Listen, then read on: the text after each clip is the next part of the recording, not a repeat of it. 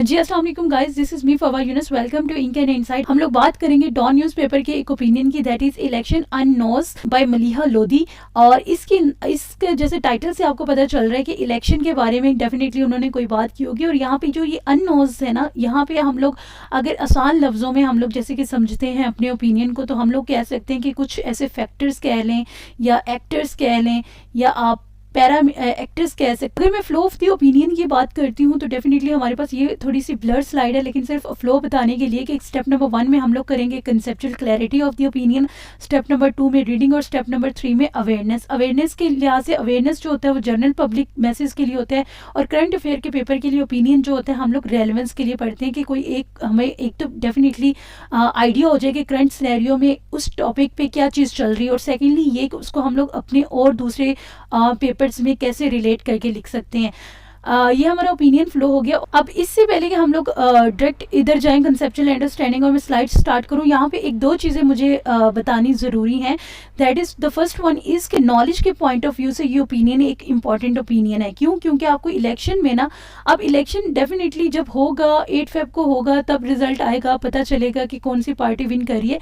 लेकिन कुछ फैक्टर्स होते हैं, कुछ फिजिकल पैरामीटर्स होते हैं जिनको देख के हमें लग जाता है कि हाँ यार, ये इस पार्टी की जो है ना वो चांसेस ज़्यादा हैं इलेक्शंस को विन करने की। ठीक है, प्लीज़ अब यहाँ पे आपने इस्टेब्लिशमेंट वाले जो कार्ड है वो नहीं यूज़ करना कहीं पे भी, और हम लोग सिर्फ ओपिनियन को स्टिक रहेंगे और जो ओपिनियन में लिखा हुआ है हम सिर्फ उसे रीड आउट करेंगे, ताकि हमने डेफिनेटली अपने पेपर में एक बैलेंस अप्रोच लेकर चलना होती है। और सेकेंडली ये कि इसके अंदर 2 से 3 फैक्ट्स आपको मिलेंगे जो आप बहुत अच्छी जगह कोट कर सकते हो कहीं पे भी आप इलेक्शंस का जिक्र करते हुए।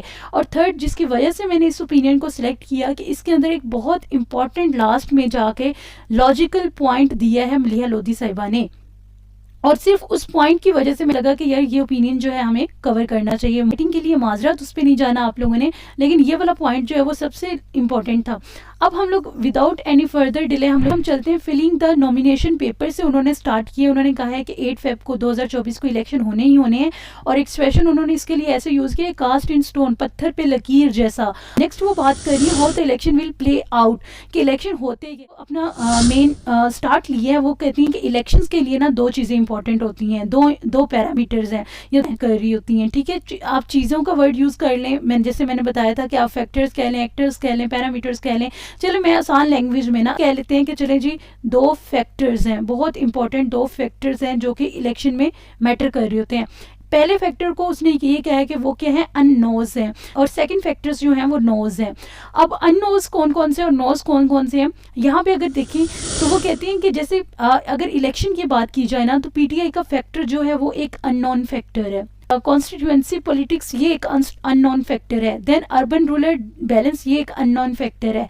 न्यू वोटर्स, यूथ बल्ज का पार्टिसिपेट करना और फिर एक ग्रेटर टर्न आउट होना, होगा नहीं होगा, ये भी एक अननोन फैक्टर है। और देन वोटर्स इन पंजाब, अच्छा जी वो बात करती हैं, तो first factor is PTI factor. अब मैं आपको बताती हूँ, आप इस वीडियो को तवज्जो से सुन के देन पॉज करके इस पैराग्राफ को रीड आउट भी कर सकते हैं। उन्होंने बात की इमरान खान साहब के बारे में, लेवल प्ले फील्ड के बारे में, इलेक्शन कमीशन के बारे में, ड्रामा कोर्ट्स ड्रामा के बारे में, और सिंपैथी वेव के बारे में। और फिर एट द एंड फिर वो उन्होंने बात की इलेक्टोरल सपोर्टर को क्या मिलेगा, बूस्ट मिलेगा। अब स्टेप बाय स्टेप समझाती हूँ। आपको पता है कि आजकल इमरान खान और पीटीआई के ऊपर बहुत ज़्यादा लीगल एक्शंस चल रहे हैं। ठीक है,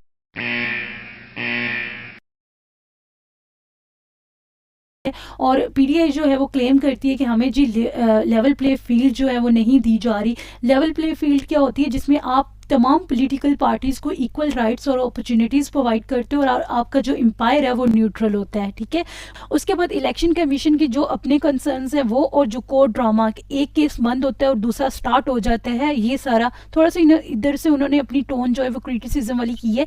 वो कह रही है कि ये सारे फैक्टर्स जो है ना, जो पीटीआई के सपोर्टर्स हैं, हो सकता है ये सारे के सारे फैक्टर्स जो हैं वो उनके अंदर एक सिंपैथी, एक हमदर्दी की वेव जगा दे, और यही वेव, यही हमदर्दी जो है ये उनके इलेक्टोरल को क्या कर दे, बूस्ट कर दे। और पीटीआई फैक्टर अभी तक एक बड़ा फैक्टर है। हमें नहीं पता कि पीटीआई के supporters at the end of option के दिन कितना ज़्यादा नज़र आएंगे। ठीक है, तो ये फैक्टर्स उन्होंने यूज़ किया है। उसके बाद उन्होंने मज़ीद आगे कहा हुआ है कि पीटीआई पे आपको पता है कि जलसा जुलूस नहीं, जलसे वगैरह नहीं कर सकते, तो वो क्या कर रहे हैं अपने सोशल मीडिया के ज़रिए बहुत अच्छा जो प्लेटफॉर्म्स हो, जो अपॉर्चुनिटीज़ उनके पास है, उसको यूज़ करके वो एक यूज़ करके यहाँ पे आपको पता है कि 9 मई के वाक़ये के बाद एक बहुत बड़ा क्रैकडाउन जो है वो स्टार्ट हुआ पाकिस्तान तहरीक इंसाफ के खिलाफ। जिससे क्या मुराद है, यहाँ पे ये जो अभी पहले हम लोगों ने पीछे बात की है पीटीआई फैक्टर की, वो कहती है सेकंड अननोन, और सेकंड अननोन को उन्होंने क्या नाम दिया, कॉन्स्टिट्यूएंसी पॉलिटिक्स का। अब ये क्या होती है, हल्के के अंदर जो पॉलिटिक्स हो रही होती है, वो कहती है कि दो तरह के जो सिस्टम होते हैं, प्रेसिडेंशियल और पार्लियामेंट्री। अब प्रेसिडेंशियल सिस्टम में क्या होता है कि जो आपका लीडर होता है उसकी पर्सनल पॉपुलैरिटी डिटरमिन कर रही होती है कि उसका वोट का टर्नआउट किसी भी हल्के में क्या होगा। लेकिन पार्लियामेंट्री सिस्टम में ना ये जो पैटर्न्स हैं वो थोड़े कम्प्लेक्स हैं या कॉम्प्लिकेटेड हैं। क्यों, अब यहाँ पे वो कह रही हूँ तो ऑल पॉलिटिक्स इज लोकल। अब ये हल्के के अंदर जितनी पॉलिटिक्स हो रही होती है वो बिल्कुल लोकल लेवल के मतलब कि ले मैन के लेवल पे हो रही होती है। कौन कैसे हो रही होती है, क्योंकि आपको पता है कि हर हल्के के अंदर कुछ ना कुछ असर सोच रखने वाले लोग होते हैं। वो क्या करते हैं, वो उस पार्टी की, वो जिस भी पार्टी से बिलोंग कर रहे हैं, तो उस स्पेसिफिक हल्के के अंदर उस पार्टी की जो टर्न आउट होता है, वो टर्न आउट होता है, उसको डोमिनेट कर रहे होते हैं। अब यहाँ पे देखें, यहाँ पे उन्होंने लिखा हुआ है ट्रांसैक्शनल पैटर्न होता है गिवन एंड टेक वाला, कुछ लेन देन करके। ठीक है, next the third unknown factor is the impact of the urban rural balance. अब वो कहती हैं कि डेफिनेटली पहले क्या था कि कुछ लोग शहरों में थे, कुछ रूरल में थे। आजकल अर्बनाइजेशन बहुत ज़्यादा हो गई है और उसकी वजह से उसने इतनी ज़्यादा अर्बनाइजेशन है कि उसने पूरी की पूरी पिक्चर ही पकड़ के चेंज कर दी है।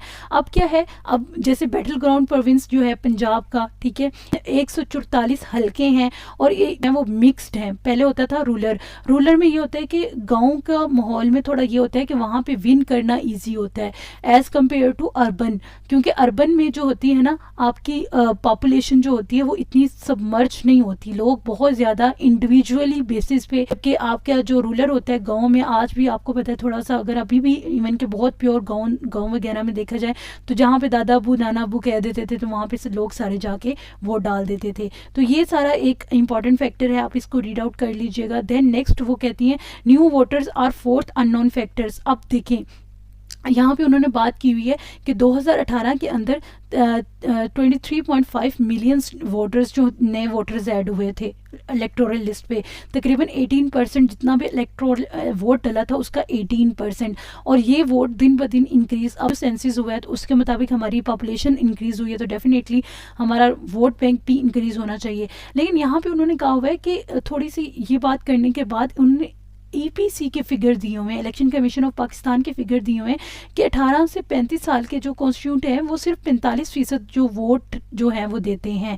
मतलब कि 100% नहीं है उनकी वोटेज। मतलब कि हम लोग कह सकते हैं कि जो न्यू वोटर्स होते हैं अब वो कितना वोट डिलीवर करेंगे ये भी आपके, और फिर वो उस बताती है कि न्यू वोटर्स में एक बहुत बड़ा जंक जो है वो यंग वोटर्स का है। अब ऑफिशियल स्टैटिस्टिक्स तो हमारे पास नहीं है, लेकिन एक रिपोर्ट जो गालब पाकिस्तान की रिपोर्ट है उसके मुताबिक वो कह रही हैं कि दिन पे दिन जो है नो डाउट हमारी पॉपुलेशन इंक्रीज करने की वजह से यूथ बल्ज बड़ा होता जा रहा है, और एक एक्सपेक्ट किया जाता है कि जो है फिगर मिलेगा यूथ का, लेकिन वो नहीं है। थोड़ा सा इस चीज़ को उन्होंने फैक्ट के साथ बताया हुआ है। देन अगर हम लोग नेक्स्ट बात करें, वो करती है overall voter turnout itself is a big unknown, कि कितना वोट डलेगा ये भी हमें नहीं पता। हर साल जो होते हैं वो फिगर्स जो होते हैं वो चेंज हो जाते हैं। जैसे उन्होंने 2018, 2013, 8, 2 इनका सारों का बताया हुआ है। अब वो क्या कह रही है कि वोटर टर्नआउट अगर 44% से कम चला जाता है, मतलब कि देखो जहाँ पे हमारी 60% प्लस हमारा जो है वो यूथ बल्ज है और इनसे कम वोट डलता है, तो डेफिनेटली ये क्या करेगा, ये लेजिटिमेसी ऑफ इलेक्शन जो है अंडरमाइन करेगा।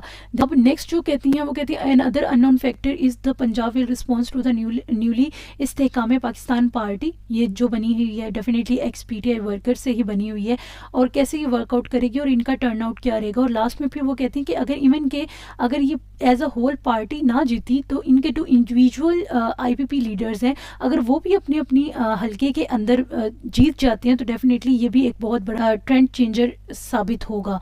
अब नेक्स्ट देखिए, अगर हम लोग इस फर्स्ट स्लाइड पे चलते हैं लॉजिकल अंडरस्टैंडिंग पे। अब अगर हम लोग यहाँ से देखें तो यहाँ तक हम लोगों ने कर लिया है कि दो तरह के फैक्टर्स होते हैं, नोस और अननोस। अननोस हमने सारे कवर किए हैं और ये फैक्टर कैसे कैसे आपके वोटिंग टर्नआउट पे या आपके इलेक्शन पे एक मेजर इम्पैक्ट क्रिएट कर रहे होते हैं। तो जो नेक्स्ट फैक्टर है इलेक्शन नोस का, वो हम लोग जो है इंशाल्लाह अपनी नेक्स्ट वीडियो के अंदर कवर करेंगे। और अगर आपको ये स्लाइड्स और या इसका पीडीएफ मटेरियल चाहिए तो आप हमारे कुछ सोशल मीडिया के प्लेटफॉर्म हैं, यहाँ पे हमें कांटेक्ट कर सकते हैं। अगर आपको वीडियो अच्छी लगी हो तो please do a like, subscribe and share.